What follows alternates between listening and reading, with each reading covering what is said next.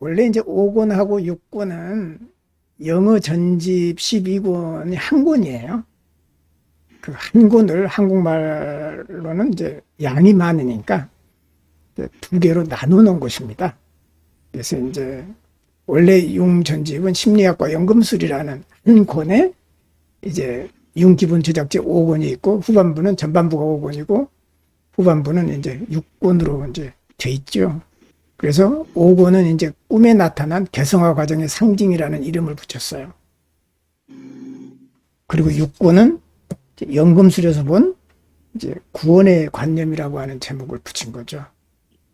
그런데 이제 한마디로 얘기를 한다면 연금술이에요. 연금술에 대한 얘기예요. 그래서 그 연금술은 융의 이론을 집대성한 겁니다. 그러니까 융의 이론에 토대면서 모든 융의 이론이 거의 연금술에서 나온다고 해도 과언이 아닙니다. 그래서 융심리학 공부를 하는데 연금술에 그 관심을 갖기까지 한 5년 이상 걸린 것 같아요. 최소한. 그러니까 5년? 10년 걸릴까요? 아마? 그러니까 연금술이 어렵고 또 융심리학하고 연금술하고 별로 관련이 없는 것 같아서 잘 안 해요. 그렇기 때문에 이제 융 공부한 사람들, 난 연금술 몰라요 하는 사람 참 많아요. 근데 이제 융이 최종적으로 융 분석 심리학을 체계화시킨 것은 연금술이에요. 연금술로 체계화시키거든요. 그래서 연금술의 이제 원리를 공부한다면 융의 심리학에 대해서 상당히 이제 많이 알 거다. 이제 그런 생각이 듭니다. 융 기본 조작제 5권은 이제 아까 말씀드렸듯이 꿈에 나타나는 개성화 과정의 상징이에요. 이거는 이제 무엇에 대한 책이냐면 한 남성 지식인의 꿈에 나타난 그 상징적 이미지들, 그리고 한 지식인이 이제 지식인이라 그러니까 아마 교수나 아마 박사급인 것 같아요. 자세하게 얘기는 안 했지만, 그래서 이제 그 사람이 꾼 꿈 중에서 이제 골라가지고 융이 분석을 해놓은 이제 그런 책입니다. 그래서 이제 상당히 그 어떤 개성화 과정이 어떻게 진행이 되나 하는 과정을 이제 보여준 거죠. 그래서 이제 꿈에 나타난 그 상징들과 관련된 이미지들이 꿈에 이제 이 책에 소개되어 있습니다. 그리고 그 상징들이 연금술의 상징과 어떤 관련이 있나. 그래서 연금술의 상징과 연계하면서 꿈을 해석하고 있어요, 융이. 그래서 이제 꿈의 의미를 살펴보는 거죠. 그래서 이 책은 심리학과 연금술의 상징적인 측면, 또 그 개인적인 변화라는 공통의 목표에 초점을 맞춰서 이제 심리학을 연구하고 연금술을 함께 연구하는, 심리학이라고 하는 것은 이제 융 심리학을 말하겠죠. 두 분야의 관계를 탐구를 하는 거예요. 융 심리학과 연금술의 관계를 탐색을 하는 거죠. 그리고 이제 꿈에 나타난 상징들의 이미지가 연금술에 나타나는 이미지하고 밀접한 연관이 있는 거예요. 그 얘기는 뭐냐면 이제 꿈에 나타나는 이미지들이 원형적이라는 것이죠. 그래서 그 어떤 원형적인 이미지들이 연금술에서 많이 나온다는 거예요. 이제 이런 얘기들을 들으면 뭔 말인지 모를 수가 있어요. 근데 계속 듣다 보면 알게 돼요. 그리고 이제 계속 반복해서 듣기 때문에 언젠가는 알게 될 겁니다. 그러니까 그때그때 질문하셔도 좋고, 혹시 몰라도 이제 계속 듣다 보면 알게 되니까 너무 절망하지 마시기 바랍니다. 그래서 융은 연금술적인 상징의 그 심리학적인 중요성을 늘 강조합니다. 연금술이 뭐냐? 고대 심리학이에요, 사실은. 연금술이. 어떤 우리가 연금술 말하면 수은을 금으로 바꾸는 작업으로 알고 있잖아요. 화학적인 작업이라고 생각하는데 사실은 그것은 인간의 심리를 반영하는 것이라는 것이죠.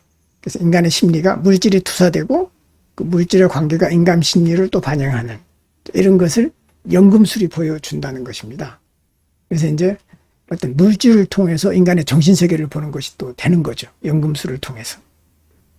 그래서 연금술 문헌과 이미지에는 무의식에 대한 귀중한 통찰이 담겨 있다. 연금술사들이 하는 것은 어떤 인간의 무의식적인 동기하고 연결되어 있어요. 그 연금술에서 사용하는 모든 재료들도 상징성이 있다는 것이죠. 그것은 무의식적인 꿈의 이미지하고도 유사합니다. 그래서 융은 연구술적인 상징과 관행을 개인의 성장과 자기 실현에 관련된 심리적 과정으로 묘사한 거예요. 융이 말하는 개성화 이제 과정을 보여주는 것이죠.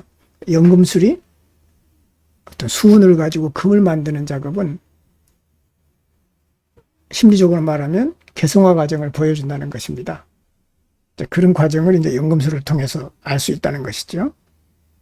그래서 융은 분석을 통해서 프리마 마테리아, 프리마 마테리아란 말을 많이 듣게 될 거예요, 앞으로. 프리마 마테리아는 원진료라는 뜻입니다. 최초의 재료, 원진료. 또 철학자의 돌. 수은으로 금을 만드는데 그 금을 가리켜서 철학자의 아들이라든가 철학자의 돌, 라피스라고 불렀습니다. 그것은 단순한 돌이 아니라, 단순한 금이 아니라 어떤 지혜의 산물인 거예요. 그래서 철학자의 돌이라고 불렀던 것이죠. 그리고 대극의 연합이란 말을 많이 듣게 될 거예요. 서로 상반되는 것, 연합해서 금을 만들어낸다는 것이죠. 앞으로 수도 없이 듣게 될 것인데, 융이론의 핵심이 대극의 연합이죠.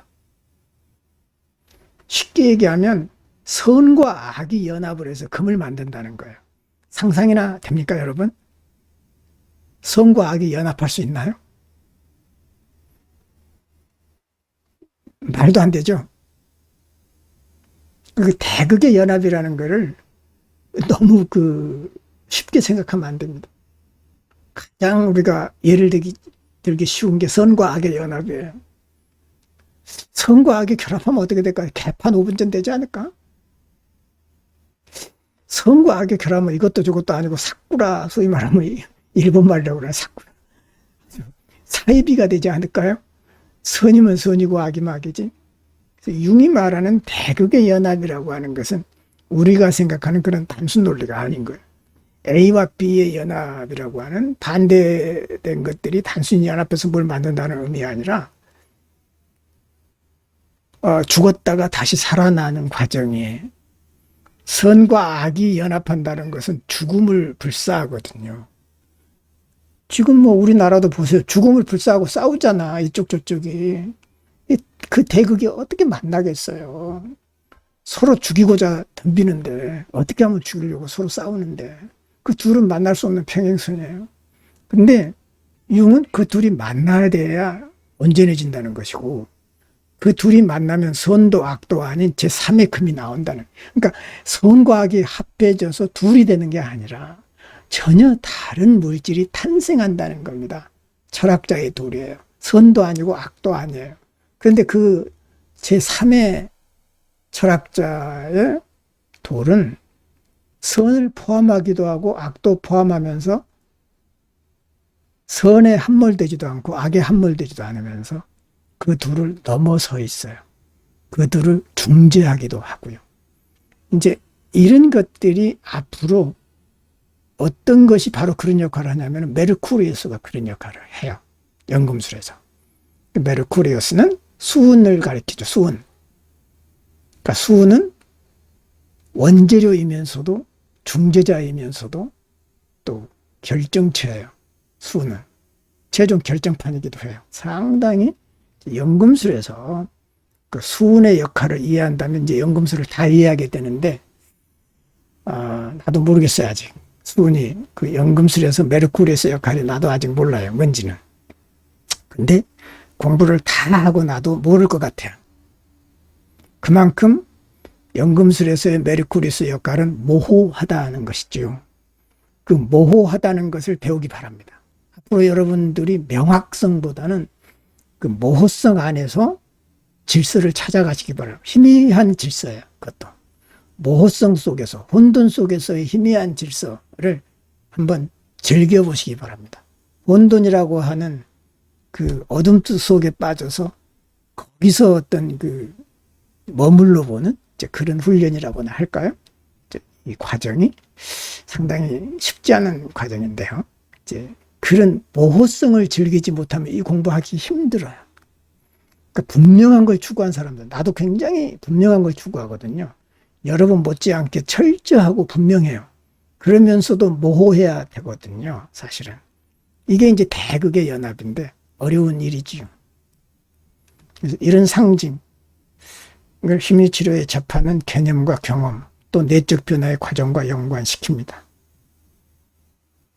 그래서 융은 꿈 분석을 통해서 연금술의 상징적인 언어를 탐구함으로써 인간의 정신과 그 변화 잠재력에 대한 우리의 이해를 심화시킵니다.